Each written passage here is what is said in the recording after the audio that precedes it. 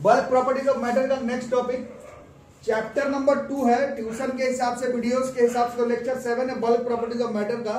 But जो लोग तैयारी करते हैं फ्लूइड मैकेनिक्स सेकंड चैप्टर है, प्रेशर इन फ्लूइड्स, उसका लेक्चर नंबर 2 है। बट मेरे से तो लेक्चर नंबर 7 ही है, मेरे से एक साथ ही पढ़ना पड़ेगा। और टॉप का टॉपिक है बायोंट force, buoyancy and Archimedes principal, आज इसके बारे में पढ़ेंगे। और 9 से 12 क्लास तक फिजिक्स का टॉप 10 टॉपिक में से है बायोंट force, buoyancy and Archimedes principal. 9 से पीछे भी चल सकते हो, 7th क्लास से लेकर के 12th क्लास तक का फिजिक्स का डे टू डे लाइफ से लेकर के Mains advance NEET school examination applications in our day to day life कहीं से भी देखते हैं तो बहुत इंपॉर्टेंट टॉपिक है बायोंट force, buoyancy and Archimedes principle. ठीक है, बहुत इंपॉर्टेंट टॉपिक है। घर पर होमवर्क दिया गया था थोड़ा 9th के 8th के बुक से बायोंट फोर्स, बायोन्सी और आर्किमिडीज प्रिंसिपल पढ़कर आने के लिए, है ना। तो बाकी अभी बातचीत करते हैं इसके बारे में। कुछ याद है तो बताओ क्या क्या था बायोंट फोर्स। सॉलिड को जब पानी में डुबोते हैं तो किसी भी ऑब्जेक्ट को, सॉलिड का किसी भी ऑब्जेक्ट को लिक्विड उस सॉलिड के ऊपर इधर फोर्स लगता है। हाँ बताओ बताओ, पूरा बताओ, आराम से बताओ। व्हेन एन ऑब्जेक्ट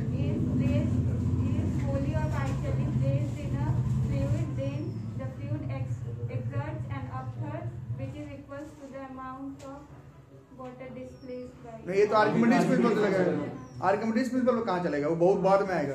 पहले बायोंट फोर्स तो बताओ किसको कहते हैं। बायोंट फोर्स किसको कहते हैं, बायोंट फोर्स बताओ। लिक्विड प्रेशर तो फोर्स कैसे हो सकता है, वर्ड में ही कभी कभी चलता है। कोई भी फ्लूइड मतलब लिक्विड गैस, कुछ कुछ बताओ। चलो कुछ लोग नहीं बता रहे। बायोंट फोर्स होमवर्क दिया था, ऊपर ऊपर से जो याद है 9th का वही बोल रहे हो। अभी होमवर्क का पढ़ कर आते तो सही से बताते। हाँ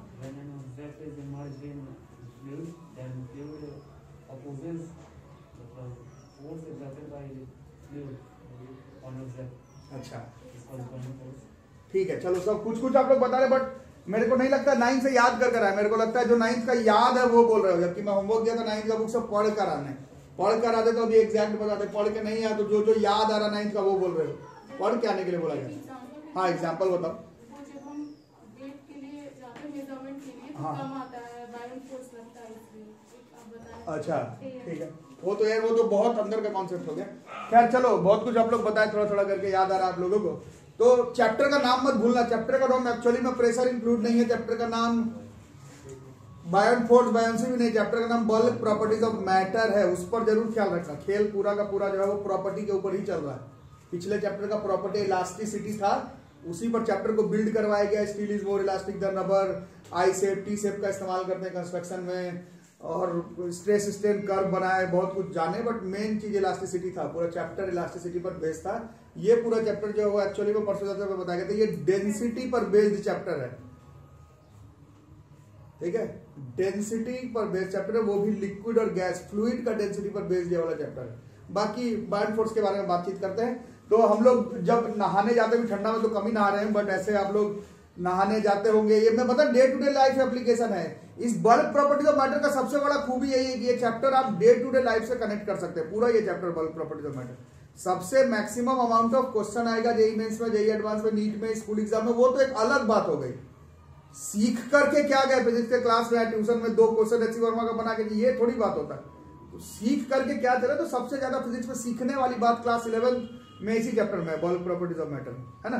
तो नहाने जब हम लोग जाते हैं तो आप लोग देखते होंगे मग को जब पानी में जब हम लोग पुश करते हैं, मग को जब पानी में पुश करते हैं तो उसमें पानी जब भर जाता है मग में, है ना।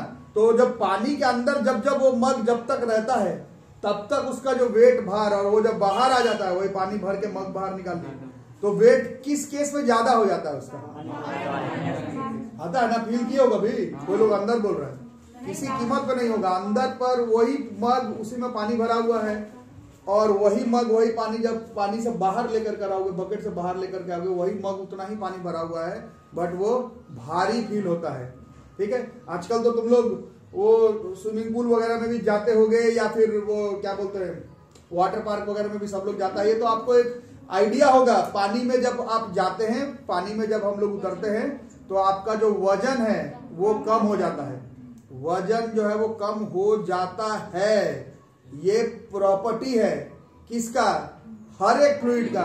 कैसा प्रॉपर्टी, हर एक फ्लूइड अपने में इमर्स किया हुआ ऑब्जेक्ट पर ऊपर के तरफ, तो अप हो गया, परपेंडिकुलर फोर्स को थ्रस्ट कहते हैं। ऊपर की तरफ एक थ्रस्ट, अप थ्रस्ट जरूर लगाता है और इसी फोर्स को ही हम लोग बायोंट फोर्स कहते हैं। और ये प्रॉपर्टी है फ्लूइड का।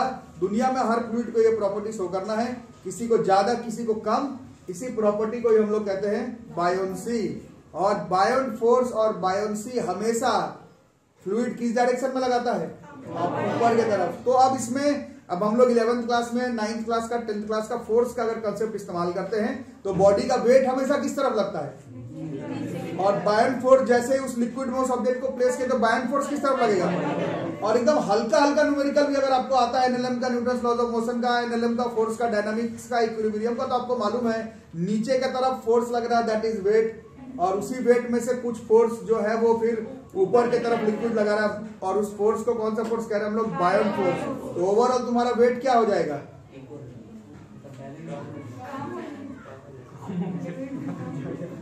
अरे क्या क्या बोल रहे हो? बहुत इंटेलिजेंट। चलो ये बॉडी का वेट है, अगर ये मान लो ऐसे ही कुछ 30 न्यूटन ऐसे ही समझने के लिए, और जैसे इसको फ्लूइड में प्लेस किए तो फ्लूइड इस पर क्या लगाया? ऊपर की तरफ बायोंट फोर्स। कितना? कुछ बोलो, अप थ्रस्ट यू से डिनोट कर दिए, कुछ बोलो कितना लगाया? 7 न्यूटन ऐसे ही है ना। तो 30 न्यूटन तो इसका वेट था, बट पानी में पुट करने पर, फ्लूइड में पुट करने पर इसका वेट जो है वो कम हो जा रहा है। क्यों कम हो जा रहा है? क्योंकि इस पे लिक्विड ऊपर की तरफ एक थ्रस्ट लगा रहा है, उसी फोर्स को हम लोग बायोंट फोर्स कहते हैं। और ये प्रॉपर्टी है, हर फ्लूइड का है, हर ऑब्जेक्ट पर लगाएगा। इस प्रॉपर्टी को हम लोग बायोंसी कहते हैं। चैप्टर का नाम बल्क प्रॉपर्टीज ऑफ मैटर है। तो buoyancy can be considered as a bulk property of matter. और ये स्पेसिफिक है कि पिछला जो चैप्टर आप लोग पढ़े इलास्टिसिटी, वो कर, सॉलिड, लिक्विड, गैस तीनों सकता था, बट पूरा खेल यंग्स मॉडुलस का था जो कि सॉलिड पर बेस्ड चैप्टर था।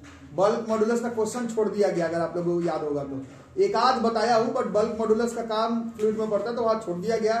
करता सॉलिड, लिक्विड, गैस सब है, बट खेल वो सॉलिड का था। ये वाला बायोंसी ये लिक्विड का है, गैस का है, फ्लूइड का प्रॉपर्टी, बट ये चैप्टर स्पेसिफिकली लिक्विड पर बेस्ड होगा।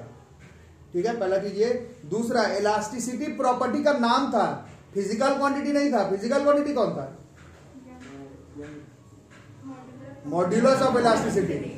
इलास्टिसिटी तो प्रॉपर्टी था, बट इलास्टिसिटी निकालने का कोई फॉर्मूला थोड़ी था। Young's modulus, bulk modulus, modulus of rigidity निकालते हैं। उसी तरह से प्रॉपर्टी तो बायोंसी है लिक्विड का, but buoyancy is not a physical quantity. लो बायोंसी का फॉर्मूला लिख लो और क्वेश्चन बना लो, ऐसा नहीं होगा।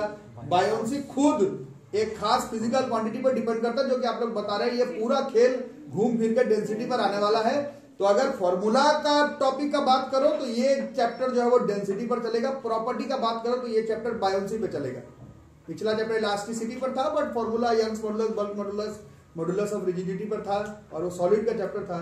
ये चैप्टर बायोंसी तो लिक्विड का प्रॉपर्टी है, गैस का है, फ्लूइड का है, but buoyancy is not a physical quantity. Density, relative density, specific gravity, इन सब पर, वेट ऊपर नीचे, इन सब पर ये जो चैप्टर है वो डिपेंड करेगा। ठीक है, तो बायोंट फोर्स एंड बायोंसी समझ गए थोड़ा सा। अब उसको थोड़ा सा लिखो फटाफट। डायग्राम हम बनाएंगे आराम से, पहले थोड़ा सा लिखा जाए।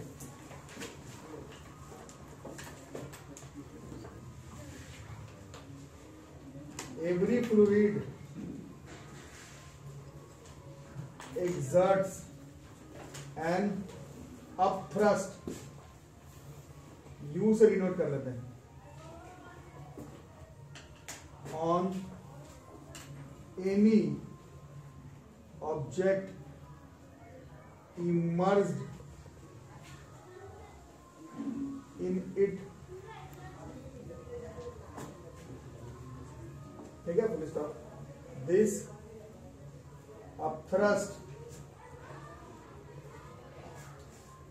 यू इज कॉल्ड, इसी को क्या कहते हैं? इसी फोर्स को हम लोग कहते हैं buoyant force, and the property is known as क्या? बायोंसी। फिर नेक्स्ट लाइन में एन ऑब्जेक्ट, स्टार मार्क लगा के, ये चैप्टर का समरी है। एन ऑब्जेक्ट, पिछले चैप्टर का समरी था steel is more elastic than rubber, इस चैप्टर का समरी है। An object feels to be lighter in fluid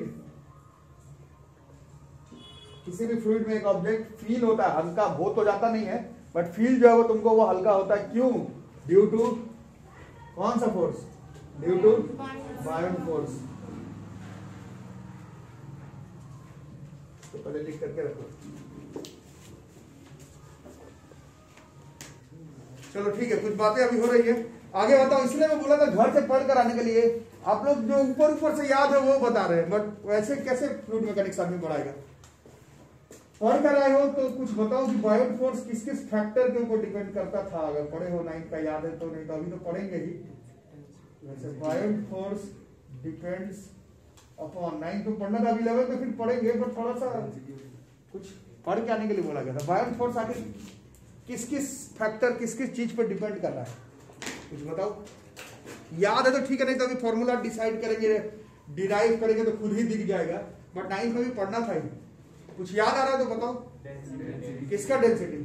fluid का, क्योंकि फ्लूइड ही लगा रहा है ऊपर की तरफ ऑफ थ्रस्ट, तो फ्लूइड के डेंसिटी पर डिपेंड करेगा। और ऑब्जेक्ट का सरफेस एरिया नहीं, इसीलिए बोला था पढ़ के आने के लिए। नहीं पढ़ कर आए, पढ़ के नहीं आए इसलिए गेस कर रहे हो। पढ़ कर आए हो तो बता देते। मास पर नहीं पढ़ कर आए, मास पर नहीं पढ़ कर आए हो। नहीं, यही फ्लूइड मैकेनिक्स है। नहीं पढ़ कर आए हो, अपने दिमाग से बताओगे तो सब गलत हो जाएगा। मैं होमवर्क दिया था ऑफिशियल, बोला था पढ़ के आने के लिए, आप लोग आए नहीं। आप लोग को मजाक लगा रहे। बायोट फोर्स तो भैया पूछेंगे तो बता देंगे। ये फ्लूइड मैकेनिक्स है, इसमें जरा क्वेश्चन ऊपर नीचे हो जाए तो हम लोग फंस जाएंगे। तुम तो बच्चे हो छोटे से, वो भी तुम 9 का पढ़ के नहीं आए हो, तब तो तुमको मैं पूरा 1-1.5 घंटा सिर्फ डांट के निकाल सकता हूँ इस चैप्टर में। सिर्फ पूछूंगा 9 का, उसमें तुम गलत आंसर बताओगे, फिर हंसते हंसते 1 घंटा निकल जाएगा। फ्लूइड मैकेनिक्स तो ऐसा चैप्टर है, पढ़ के आने के लिए बोला गया था। कुछ याद आ रहा है? वॉल्यूम किसका? वॉल्यूम सॉलिड, मतलब जितना इमर्स है लिक्विड। अच्छा ठीक है, तो 10-9 पे बताया गया था बायोट फोर्स 3 ही फैक्टर के ऊपर डिपेंड करता है। वॉल्यूम ऑफ ऑब्जेक्ट, जिस चीज को डुबा रहे हो उसके वॉल्यूम पर, जिस चीज में डुबा रहे हो उसके डेंसिटी पर, और एक्सेलरेशन ड्यू टू ग्रेविटी के ऊपर, और किसी चीज के ऊपर डिपेंड नहीं करता है। वो ये 9th में डायरेक्ट लिखवाया गया था। 9th में फॉर्मूला इसका नहीं लिखे थे आप, बट केवल लिखे थे कि बायोट फोर्स इन फैक्टर्स के ऊपर डिपेंड करता है। अब बोलोगे नहीं सर नहीं लिखवाए थे, तो मैं अभी याद करवा देता हूँ। लिखवाया गया था ये आपको 9th क्लास में। आप लोग पढ़े थे कि सी वाटर जो है, वो सी वाटर में जो तैरना, वो नॉर्मल वाटर फ्रेश वाटर के कंपैरिजन में इजी होता है। एनसीईआरटी का क्वेश्चन था किताब का। क्यों होता था, क्या आंसर होता था? उसमें सॉल्ट मिला हुआ रहता है, तो उसका क्या ज्यादा हो जाएगा? उसका डेंसिटी ज्यादा हो जाएगा। डेंसिटी ज्यादा हो जाने में बायोट फोर्स ज्यादा हो जाएगा। बायोट फोर्स ज्यादा हो जाएगा तो उसमें तैरना जो है वो आसान हो जाएगा। 9th क्लास का एनसीईआरटी का बुक का क्वेश्चन है कि एक लोहा का बॉल है और एक कॉटन का बॉल है, और दोनों का वॉल्यूम अगर सेम है, वॉल्यूम अगर सेम है, तो दोनों पर में से किसमें बायोट फोर्स ज्यादा लगेगा? बुक का ही क्वेश्चन था एनसीईआरटी का, तो उसमें ही बताया गया था कि सेम लगेगा। वॉल्यूम ऑफ ऑब्जेक्ट के ऊपर बायोट फोर्स डिपेंड करता है। वो किसका है नहीं है उससे मतलब नहीं है। अगर वॉल्यूम सेम है तो बायोट फोर्स जो है वो सेम लगेगा। ऑब्जेक्ट का वॉल्यूम, लिक्विड फ्लूइड का डेंसिटी और एक्सेलरेशन ड्यू टू ग्रेविटी के ऊपर बायोट फोर्स डिपेंड करता है। ये 9th के बुक में भी दिया हुआ था, 9th में दिया हुआ था। 11th में प्रूफिंग के साथ देखना है, दोनों चीज में यही अंतर है। जैसे 8th में आप लोग परसों बता रहे थे कि माउंटेन पर ऊपर जाते हैं तो नाक से खून फेंक देता है, 8th में पढ़ना था। क्यों, क्या, किस लिए, तो उसके लिए एक फॉर्मूला आया। कुछ लोग को फॉर्मूला भी बताया, P बराबर H रो जी पढ़े हैं केमिस्ट्री में, बट वो नीचे से होता है कि ऊपर से तुम नहीं पढ़े थे केमिस्ट्री में, सिर्फ तुम सुन के आए थे, फिर उसका एग्जैक्ट आंसर पता चला। उसी तरह से volume of object, density of fluid और एक्सेलरेशन ड्यू टू ग्रेविटी के ऊपर बनता है बायोट फोर्स। ये 9th में पढ़ना था। कैसे, क्यों, क्या, कब, किस लिए, वो अभी प्रूफिंग के साथ देखना पड़ेगा। बट फिलहाल इन सब फैक्टर्स के ऊपर डिपेंड करता है बायोट फोर्स। तो और सब में डायरेक्टली ही प्रोपोर्शनल रिलेशनशिप है। इस पर भी डायरेक्टली प्रोपोर्शनल, इस पे भी डायरेक्टली प्रोपोर्शनल, इस पे भी डायरेक्टली प्रोपोर्शनल। डायरेक्टली प्रोपोर्शनल समझ रहे हो ना? Buoyant force directly proportional volume के, buoyant force directly proportional liquid के डेंसिटी पर, buoyant force directly proportional acceleration due to gravity पर। क्यों, क्या, कब, किस लिए, तो वो भी देखते हैं थोड़ा देरी में। बट 9th का बोला गया था पढ़ कर आने के लिए, कंपलसरी बोला गया था पढ़ के आने के लिए। तो बायोट फोर्स बैलेंस थोड़ा थोड़ा आप लोगों को याद आ रहा होगा। और पढ़ो घर पर, ऐसे ऊपर ऊपर से फिजिक्स नहीं चलता है ना। अब हम लोग थोड़ा सा बायोट फोर्स याद हो गया, थोड़ा सा बायोन्सी याद हो गया। Now we will consider upon this principle physics का टॉप फॉर्मूला में से है, टॉप प्रिंसिपल में से है, one of the famous topics in physics. This is Archimedes principle. Mains advance NEET अपने तरफ, तुमको आर्किमिडीज प्रिंसिपल नहीं आएगा तो उसका क्या बताओगे क्यों नहीं आता है। मेजर टॉपिक है फिजिक्स का, 9th में पढ़ना था, बट 9th में इसका कोई फॉर्मूला नहीं पढ़ना था, न्यूमेरिकल नहीं पढ़ना था, वो जानना था क्या होता है। अभी सबको फॉर्मूला के साथ सब कुछ पढ़ना। तो आर्किमिडीज प्रिंसिपल किन्हीं को याद है तो बोलो, और नहीं तो मैं बताऊं। आर्किमिडीज प्रिंसिपल बता रही थी थोड़ी देर पहले। हाँ, क्या होता है? जब किसी ऑब्जेक्ट को किसी भी फ्लूइड में इमर्स करेंगे तो वो जो फ्लूइड है उस ऑब्जेक्ट पर एक अपथ्रस्ट लगाएगा जिसको बायोन फोर्स कहते हैं, और फिर वो जो फोर्स होगा वो इक्वल होगा जितना भी वो वॉल्यूम डिस्प्लेस करेगा वो ऑब्जेक्ट। वेट ऑफ फ्लूइड की इक्वल। ठीक है, तो ये आप लोग बताए। बहुत दुनिया के महानतम ग्रेटेस्ट मिडिवियल एरा के दुनिया के महानतम साइंटिस्ट में से एक Archimedes, one of the all time greatest scientists of all time. Archimedes का प्रिंसिपल बहुत ही फेमस प्रिंसिपल है, हमारे डे टू डे लाइफ का एप्लीकेशन है, और इस प्रिंसिपल को हमने 9th क्लास में पढ़ा था और अभी फिर से समझते हुए पढ़ेंगे। और यही बात है, आज से 500 साल पहले का जब इन्होंने ये प्रिंसिपल बनाया, और आज आपको ये प्रिंसिपल आसान लगता है हमें, बट जिस समय बनाया तो उस समय इट वाज क्या बोलते हैं उसको, science changing experiment, science changing formula, science changing concept application, है ना। आर्किमिडीज प्रिंसिपल क्या होता है सब लोग को बताना है। तो ये कंटेनर है, इस कंटेनर में भरेंगे हम लोग फ्लूइड, और आर्किमिडीज प्रिंसिपल नहीं बता सके तो क्या ही बता पाओगे किसको। आर्किमिडीज प्रिंसिपल कहता है ये एक ऑब्जेक्ट है, यहां से इसमें छेद कर देंगे थोड़ा सा, और यहां पर एक बीकर लगाएंगे, और बताओ जैसे ये एक ऑब्जेक्ट है, इस ऑब्जेक्ट का कुछ वेट है, कुछ बोलो वेट है 5 न्यूटन, 5 से थोड़ा ज्यादा 13 न्यूटन। ये क्या है इस ऑब्जेक्ट का? इन एयर में, रियल वेट बोल सकते हो तो प्रिसाइज। अब जैसे ही इसको हम लोग धीरे धीरे इस लिक्विड में प्लेस करना शुरू करेंगे, इसका वेट अभी आप लोग बता रहे हैं ड्यू टू बायोन फोर्स, इसका जो अपरेंट वेट है वो क्या हो जाएगा? कुछ हो जाएगा, बताओ कितना होगा? 13 से कम होगा कितना होगा? चलो 10। तो इसका अब जो ये हो गया, ये इसका अपरेंट वेट कितना हो गया? इसका अपरेंट वेट जो है वो 10 न्यूटन। क्यों ऐसा हुआ? इसमें फ्लूइड क्या लगा रहा था? इसमें ऊपर की तरफ, तो इसमें फ्लूइड लगा रहा था ऊपर की तरफ, अब थ्रस्ट, ठीक है, जिसके वजह से इसका वेट क्या हो गया?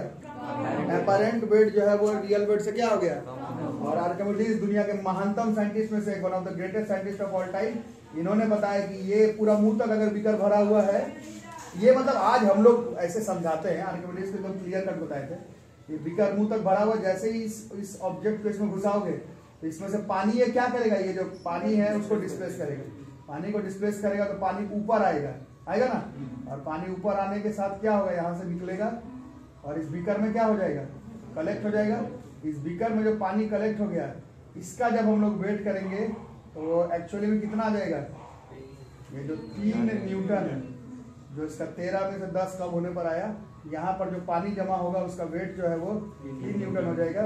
इसी प्रिंसिपल को ही हम लोग आर्किमिडीज प्रिंसिपल कहते हैं। दुनिया का greatest practical applications of physics में से एक है। एक ऑब्जेक्ट को किसी भी फ्लूइड में इमर्स करेंगे, पार्शियली करो या फुल्ली, दोनों ही केस में वो जो ऑब्जेक्ट है वो वाटर फ्लूइड को डिस्प्लेस करेगा, और जिस वाटर को फ्लूइड को वो डिस्प्लेस करेगा, उस डिस्प्लेस्ड फ्लूइड का वेट एग्जैक्टली उतना ही होगा जितना कि उस ऑब्जेक्ट का वेट कम हुआ फ्लूइड में घुसाने के वजह से, और यू कैन से जितना बायोन फोर्स उस फ्लूइड ने उस ऑब्जेक्ट पर लगाया, उतना ही पानी जो डिस्प्लेस हुआ है उसका वेट बाहर की तरफ आएगा।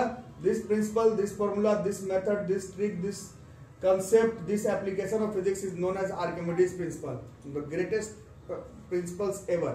ठीक है, ये जिस समय हुआ था 500 साल पहले, और आज का जो साइंस है उसमें थोड़ा सा चेंजेस आ गया है, थोड़ा से ज्यादा, मतलब हम लोग तो 11th क्लास में है, तो 11th क्लास 11th को भी थोड़ा थोड़ा इसमें अंतर पता लगवाया जा सकता है। बाकी और आगे आगे फिजिक्स में पढ़ोगे तो और आगे पता चलेगा। अभी क्वेश्चन बनाने के लिए तो ठीक है ये सब, बट एक्चुअली में ये पूरी कॉन्सेप्ट सिर्फ तब लगता है जब आपको एक टॉपिक पढ़ाया गया तो पीछे centre of gravity, centre of mass नहीं, centre of gravity. Centre of gravity वो पॉइंट था जहां पर सम ऑफ ऑल टॉर्क का वैल्यू 0 होता है। इस दिन पहले ही पढ़ा है, सेंटर ऑफ ग्रेविटी पर समेशन ऑफ ऑल टॉर्क 0 होना चाहिए। और ये क्या लग रहा है, लिक्विड इस पे क्या लगा रहा है, ऊपर की तरफ बायोंट फोर्स लगा रहा है। फोर्स हम लोग पिछले 2-3 चैप्टर से पढ़ रहे हैं, फोर्स कहां पर लगता है। 9th में हमें पता ही नहीं था कहां पर लगता है। 11th में हम लोग एक बात निकाले, सेंटर ऑफ मास, यहां पर इसको सेंटर ऑफ बायोंसी बोला जाता है। उस ऑब्जेक्ट का जिधर सेंटर ऑफ बायोंसी है, मतलब फोर्स जहां पर लग रहा है, उसी पॉइंट पर उस ऑब्जेक्ट का सेंटर ऑफ ग्रेविटी भी होना चाहिए।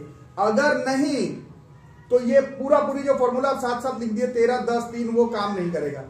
वो ऑब्जेक्ट का सेंटर ऑफ ग्रेविटी और सेंटर ऑफ बायोंसी अगर अलग अलग जगह पर हुआ तो आप लोग घर पर जो मग वगैरह डालते होंगे कभी पानी में, बाथरूम वॉशरूम के समय या फिर नहाते समय, तो आप देखे होंगे सिर्फ ऊपर नीचे नहीं, वो अपने जगह पर गोल गोल घूमता भी है मग।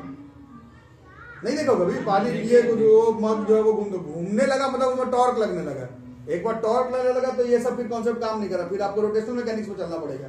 रोटेशनल मैकेनिक्स के अंदर टॉर्क तो तभी लग सकता है जब उस मतलब वो गोल तभी घूम सकता है जब उसमें किधर का टॉर्क लग रहा हो। टॉर्क तभी लग सकता है जब उसका सेंटर ऑफ ग्रेविटी डिस्टर्ब हो, मतलब उसके सेंटर ऑफ ग्रेविटी पे कुछ फोर्स लग रहा हो। तो जो सेंटर ऑफ बायोंसी है और सेंटर ऑफ ग्रेविटी है वो बिल्कुल स्फेरिकल ऑब्जेक्ट का ही एक जगह पर होता है। अदरवाइज जो आपका मग है, चाहे और भी शेप है हमारे आसपास, उसका सेंटर ऑफ बायोंसी और सेंटर ऑफ ग्रेविटी बिल्कुल एकदम एक जगह पर कोइंसाइड नहीं करता है। तो बिल्कुल ये 13, 10, बिल्कुल ये 3 न्यूटन हो जाए, इसका चांसेस एक्चुअल फिजिक्स में नहीं बनता। बट आर्किमिडीज प्रिंसिपल यही कहता है कि एक ऑब्जेक्ट को होली और पार्शियली इमर्स करेंगे फ्लूइड में तो फ्लूइड उस ऑब्जेक्ट पर एक बायोंट फोर्स लगाएगा। ये नहीं कहता आर्किमिडीज प्रिंसिपल। आर्किमिडीज प्रिंसिपल कहता है ये बायोंट फोर्स लगाने के वजह से कुछ weight of the liquid displace हो गया। वो जो weight of the liquid displace हुआ उसका मैग्नीट्यूड और लिक्विड उस पर जो बायोंट फोर्स लगा रहा है उसका मैग्नीट्यूड ये इक्वल होगा। This principle is known as Archimedes principle. Life changing, physics changing experiment formula है। फोर्स का फॉर्मूला तुम्हें mass into acceleration 9th class से मालूम है, बट लिक्विड जो बायोंट फोर्स लगा रहा है उसमें कॉमन सेंस है। आप लोग में से कुछ लोग को उतना साइंस समझ में नहीं आता, बट बाकी लोग को आता होगा। फोर्स का फॉर्मूला m इंटू ए याद किए थे 9th से। बायोंट फोर्स में भी m इंटू ए लगा दोगे क्या? किसका मास, किसका एक्सेलरेशन? पानी का लेयर का एक्सेलरेशन लोगे क्या? नहीं हो सकता है। फोर्स ही है बट वो m इंटू ए से नहीं निकलेगा। कैसे निकलेगा तो आर्किमिडीज सर बताए कैसे निकलेगा। समझ में आ रही है? कुछ भी बाउंस कर रहा है ना। Force equal to m into a हर कोई बता सकता है, हर कोई नहीं। खैर ये भी सर ऐसे न्यूटन ही बताया, वो भी इस फॉर्मूला ये पहले आया है, m इंटू ए बाद में आया है। बायोंट फोर्स का फॉर्मूला पहले, m इंटू ए पूरा फॉर्मूला के साथ बाद में। समझा रहे? तो बायोंट फोर्स में आप m इंटू ए नहीं लगा सकते। आर्किमिडीज सर बताए वो जो फोर्स लग रहा है, लिक्विड जो लगा रहा है, वो तुमको निकालने का शौक है तो बाहर जो पानी जमा हुआ उसका वेट निकालो। वो जो वेट है वही बायोंट फोर्स ऑफ लिक्विड के बराबर आएगा। This principle, this formula, this technique, method, algorithm, जो भी बोलना चाहे एप्लीकेशन, इसी को हम लोग आर्किमिडीज प्रिंसिपल कहते हैं। ठीक है, समझ में आ रहा है? तो लिखो ये डायग्राम बना करके। और ये जो मैं साइड शूट में बोला कि बिल्कुल स्फेरिकल बॉडी पर ही 100% काम करता है, ये कहीं पर साइड शूट पे लिखना होगा तो लिख लेना। कोचिंग आए हो तो कुछ तो सीख के जाओगे, है ना। बाकी ऑब्जेक्ट पर 100% ये काम नहीं करता है। बिल्कुल स्फेरिकल पर ही बिल्कुल ऐसा 100%, 13 है 10 है तो 3 ही उस पर बायोंट फोर्स लग रहा है, ऐसा बिल्कुल स्फेरिकल में यूनिफॉर्मली सेम बॉडी में होगा। नहीं तो एक्चुअली में सेंटर ऑफ बायोंसी और सेंटर ऑफ ग्रेविटी थोड़ा इधर उधर हो जाने की वजह से वो 13, 10 के साथ टिल्ट भी कर जाएगा, फिर थोड़ा घूमेगा भी, तो फिर ये सब फॉर्मूला काम नहीं करेगा 100% एक्यूरेसी के साथ। बाकी उसके बारे में आपकी क्लास में उतना डिस्कशन है नहीं, अभी तो लिखेंगे when an object is Holi और पार्शियली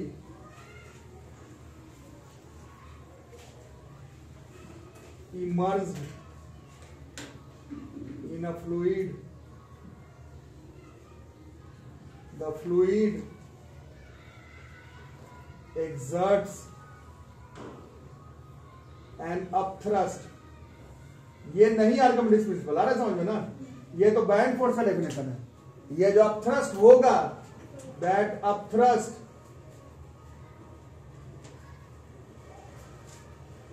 विल बी किसके इक्वल टू द, किसके बराबर हो गया ये बोलो, weight of the fluid displaced by the object. अरे समझ, वो बायोंट फोर्स किसके बराबर होगा? तो weight of the fluid displaced by the object. इस प्रिंसिपल को, this principle is called Archimedes principal. दुनिया का महानतम एक्सपेरिमेंट, महानतम डेटा में से है।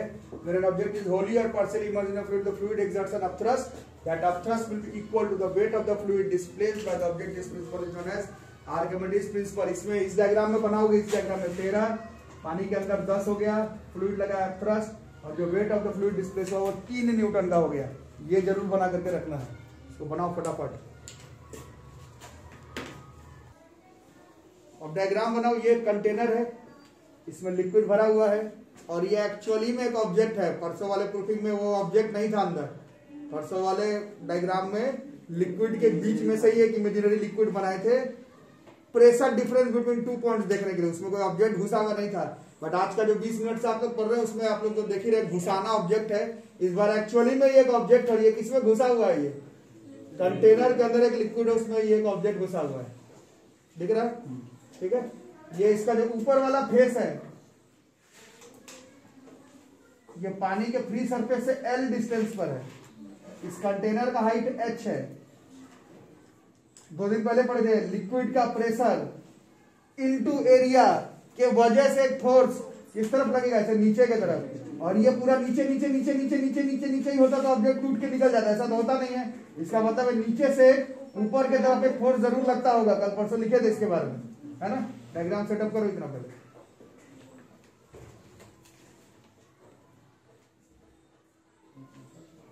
ओके, तो थोड़ी इसके एरिया ऑफ क्रॉस सेक्शन में कुछ ले लो।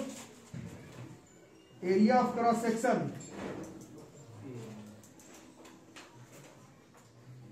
ए, एरिया ऑफ क्रॉस सेक्शन ले लेते हैं ए। अब लिखना मत, थोड़ा बताना। अभी थोड़ा बताओ। इस पॉइंट का नाम ये मान लेते हैं, इस पॉइंट का नाम ये मान लेते हैं। ओके, F1 की वैल्यू, प्रेशर बराबर फोर्स बाय एरिया, फोर्स बराबर प्रेशर इनटू एरिया। तो यहाँ पर जो प्रेशर लग रहा होगा P पर इनटू A। अब यहाँ पर ये प्रेशर कौन लगा रहा है? ये लिक्विड का फ्री सरफेस अपने ऑब्जेक्ट के ऊपर। कल ही पर प्रूफिंग बताओ, प्रेशर एक्सर्टेड ऑन फ्लूइड का क्या फॉर्मूला याद किए? H rho g। इतना सोच के बता रहा हूं, टॉप 5 फॉर्मूला में से है फिजिक्स का। प्रेशर एक्सर्टेड बाय फ्लूइड तो H rho g मुंह जबानी निकलना चाहिए। उतना सोच के नहीं निकलेगा pressure exerted by fluid. H rho g का फॉर्मूला मुंह जबानी होना चाहिए। Pressure H rho g, L इस फ्लूइड का जो डेंसिटी होगा रो g इंटू A, चलेगा? और F2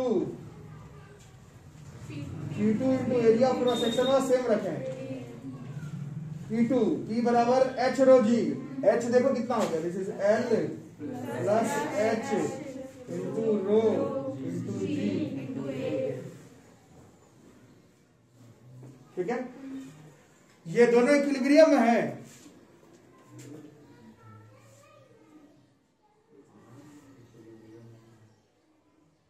बोलो। हाँ, कभी नहीं होगा। फोर्स इधर L रो G A है, इधर L रो G A पहले से इंटू H भी है। ये फोर्स कभी बराबर हो नहीं सकता। इक्विलिब्रियम होने के लिए फोर्स बराबर, डायरेक्शन ऑपोजिट। कभी जिंदगी में दोनों बराबर नहीं आएगा। अरे तुम लोग क्या क्या बात करो, आगे का पढ़ो पीछे का गायब। फोर्स का वैल्यू ही मानता रहे, कैसे इक्विलिब्रियम हो सकता है? पर्स आप लोग समझते नहीं यार। परसों एक लिक्विड के अंदर एक लिक्विड खुद से माने थे, वो पानी के अंदर हिलते रहता है क्या? वो इक्विलिब्रियम हो गया। ये तो एक ऑब्जेक्ट घुसाए हुए हैं, इसके साथ कुछ भी हो सकता है, डूब सकता है, ऊपर जा सकता है, पानी में गोल गोल घूम सकता है। ये कैसे आप बोल सकते हैं इक्विलिब्रियम में? फॉर्मूला से भी साफ साफ पता चल रहा है कि F2 F1 में अंतर है कुछ भी। तो इसमें F2 F1 से ज्यादा है बच्चों। तो जो नेट फोर्स आएगा वो F2 माइनस करो माइनस L रो GA में L रो GA माइनस हो गया, फिर भी कितना बच गया? H रो H A को लिख लेते हैं H A रो। ये नेट फोर्स। अरे समझ, जिनको नहीं आ रहा फ्लूइड मैकेनिक्स बहुत टफ लगने वाला है, और सबको लगता है 95% बच्चों को फ्लूइड मैकेनिक्स ऊपर से निकल जाता है। फॉर्मूला लिखना और फिजिक्स समझाने में अंतर होता है। ठीक है, तो नेट फोर्स, एक फोर्स बचा हुआ है। ये फोर्स अभी भी किस तरफ लग रहा है? ऊपर की तरफ। कैसे पता चल गया? क्योंकि नीचे वाला फोर्स ज्यादा है, नेट फोर्स अभी भी किस तरफ आया, ये जब नेट फोर्स बचा बच्चों, इसी को ही हम लोग कहते हैं buoyant force. This net force is known as upthrust, यही अपथ्रस्ट है। ये 9th में आपको नहीं बताया गया है, 9th तो बस तुमको सिखाएगा लिक्विड ऊपर की तरफ एक फोर्स लगा, दैट इज अपथ्रस्ट। ये है upthrust, this is our upthrust, ये है अपथ्रस्ट। इसमें थोड़ा मैथ का कॉन्सेप्ट लगा लें, area of base into height, ये आएगा V, दिस इज वॉल्यूम। किसका है ये वॉल्यूम, सुनाई नहीं दिया वर्ड, ऑब्जेक्ट का वॉल्यूम है। ये रो किसका था, फ्लूइड का, ये G है। और ये फॉर्मूला है बाइंड फोर्स का। अभी आप लोग थोड़ी देर पहले पढ़े, बाइंड फोर्स किसकी चीज के ऊपर डिपेंड करता है, 9th में भी लिखा हुआ था, वॉल्यूम ऑफ ऑब्जेक्ट के ऊपर, फ्लूइड के डेंसिटी के ऊपर और एक्सेलरेशन ड्यू टू ग्रेविटी के ऊपर। 9th में ये सिर्फ बोला हुआ था, 11th में ये फॉर्मूला के साथ है, दिस इज अपथ्रस्ट। आज के बाद आप लोग में से कुछ लोग पढ़ने वाले नहीं है, बट जो लोग पढ़ने में ठीक है, pressure exerted by fluid h rho g, सोच करके नहीं बताना, मुंह जबानी होना चाहिए। अपथ्रस्ट का फॉर्मूला V रो जी, ये उतना सोच के ये वो करके नहीं, मुंह जबानी होना चाहिए। जितना ईमानदारी से आपको F बराबर M इंटू A याद है, वर्क डन बराबर FS cos थीटा याद है, उतना ही ईमानदारी से आपको buoyant force V rho g, pressure exerted by fluid h rho g याद होना चाहिए। This is buoyant force V rho g, ठीक है। और 9th का कॉन्सेप्ट के हिसाब से बायोंड फोर्स ऑब्जेक्ट का वॉल्यूम के ऊपर डिपेंड कर रहा है, देख रहे हो, दिख रहा है। 9th में ये बोला हुआ था, 11th में दिख रहा है फॉर्मूला से। डेंसिटी ऑफ फ्लूइड के ऊपर डिपेंड करेगा और एक्सेलरेशन ड्यू टू ग्रेविटी के ऊपर डिपेंड करेगा। ये फॉर्मूला है बायोंड फोर्स का। This is not Archimedes principal, ये तो बायोंड फोर्स की बात हो रही है। अभी लिखो और फिर से डायग्राम तो बना लोगे कॉपी पे, एक बार फिर से डायग्राम थोड़ा साइड कर, फिर से डायग्राम बनाओ कॉपी पे।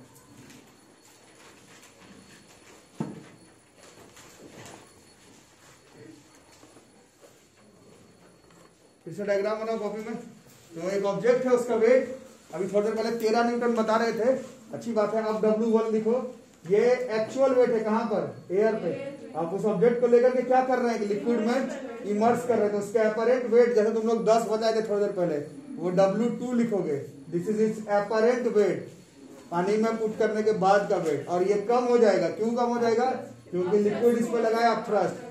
आर्किमिडीज साहब बताए कि वो अपथ्रस्ट कितना होगा, क्योंकि एक तरह का फोर्स है और फोर्स आज हम लोग M इंटू A से निकालते हैं, बट ये फोर्स कहाँ M इंटू A से निकलेगा, नहीं निकलेगा, संभव नहीं है। आर्किमिडीज बताए कि यहाँ से जो पानी बाहर निकल रहा है उसका वजन बराबर mg होता है ना। ये जो वेट है mg, ये m आ गया स्मॉल m, ये किसका मास है, ये पानी का। ये जो बाहर निकला केवल उसका डिस्प्लेस्ड वाटर का वेट इसके ही बराबर बायोंड फोर्स हो जाएगा। और ये बायोंड फोर्स जितना होगा उतना ही इसका क्या हो रहा था, उतना ही इसका वेट लॉस हो रहा था लिक्विड में प्लेस करने की वजह से। W1 एयर में है, W2 अपरेंट वेट है, दोनों को माइनस करने से ही क्या आ रहा है, दोनों को माइनस करने पर ही आ रहा है अपथ्रस्ट या फिर बायोंड फोर्स। और वो किसके बराबर आ रहा है, V रो जी के बराबर। ये है क्या, this is weight of liquid displaced by object, weight of liquid displaced by object. This principle is known as Archimedes principle. W1 minus W2 बराबर V रो जी। नहीं आए तो दिक्कत में हो तुम हम सब लोग, ठीक है। लिखो आर्किमिडीज प्रिंसिपल का जो स्टोरी है, आर्किमिडीज प्रिंसिपल का स्टोरी, ये आप लोगों को याद है कि नहीं याद है। आर्किमिडीज हल्का हल्का पहले याद कर लो। आर्किमिडीज प्रिंसिपल का स्टोरी है, टेस्ट में लिखने के लिए तो नहीं आएगा, बट ये स्टोरी बिना जाने हुए हमें आर्किमिडीज प्रिंसिपल का भी समझ में भी नहीं आएगा कि आखिर ये है क्या, है ना। तो इनका जो स्टोरी है आर्किमिडीज का वो मालूम होना चाहिए सबको। और 11th क्लास में उस स्टोरी पर बेस्ड न्यूमेरिकल्स भी है आपके क्लास में, और वो न्यूमेरिकल तो अलग जगह पर है। अभी ये जो स्टोरी है आर्किमिडीज प्रिंसिपल का, ये मालूम होना चाहिए। न्यूटन साहब के ऊपर एप्पल गिरना, that was also an observation, वो सबके ऊपर गिरा, but Newton's law of gravitation Newton साहब भी बता सके।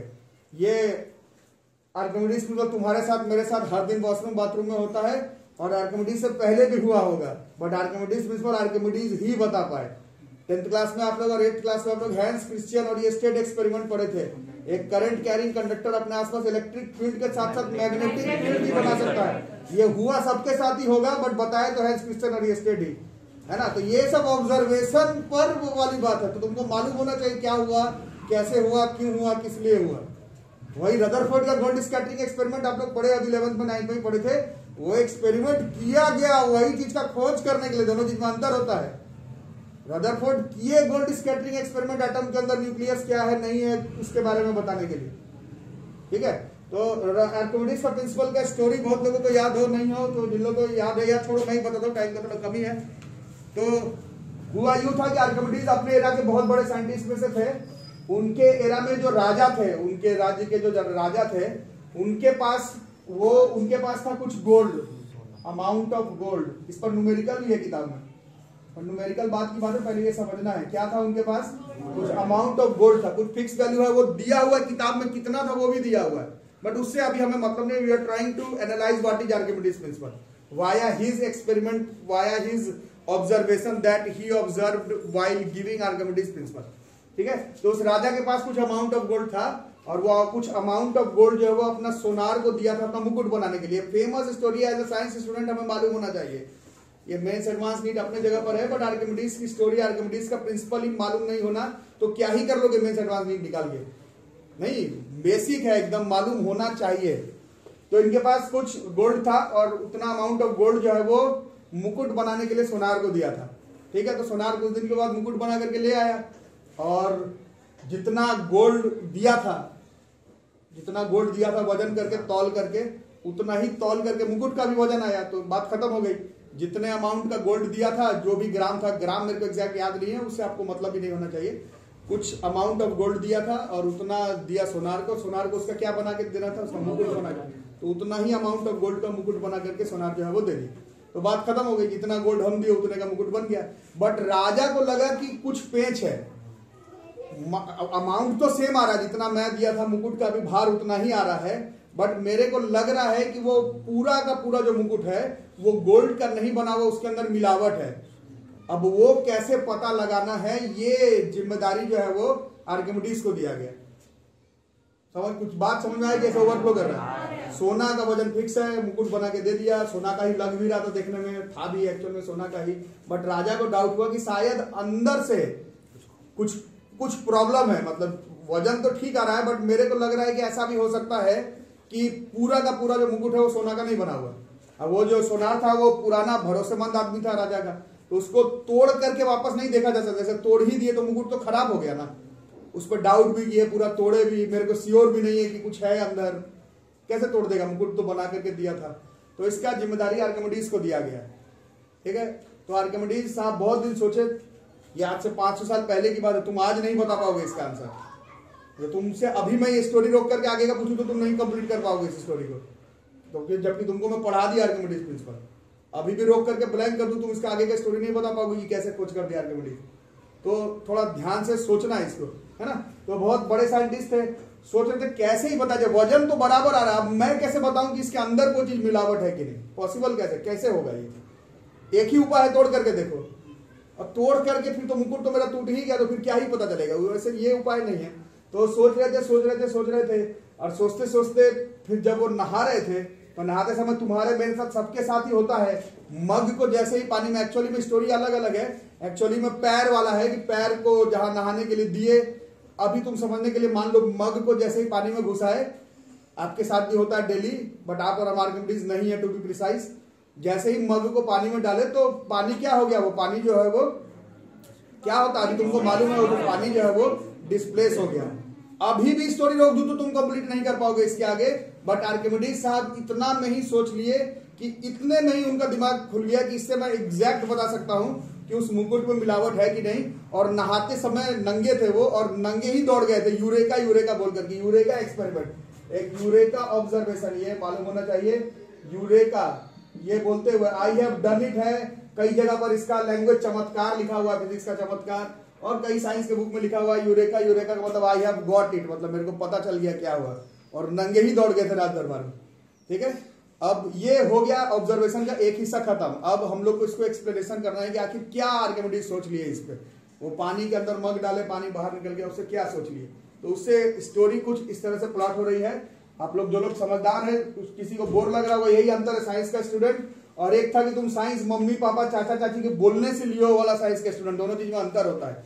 एक अपने पसंद से लिया और एक दूर के अंटार्कटिका से मामी फोन करके बोली कि साइंस ले लो, एक वो वाला स्टूडेंट है।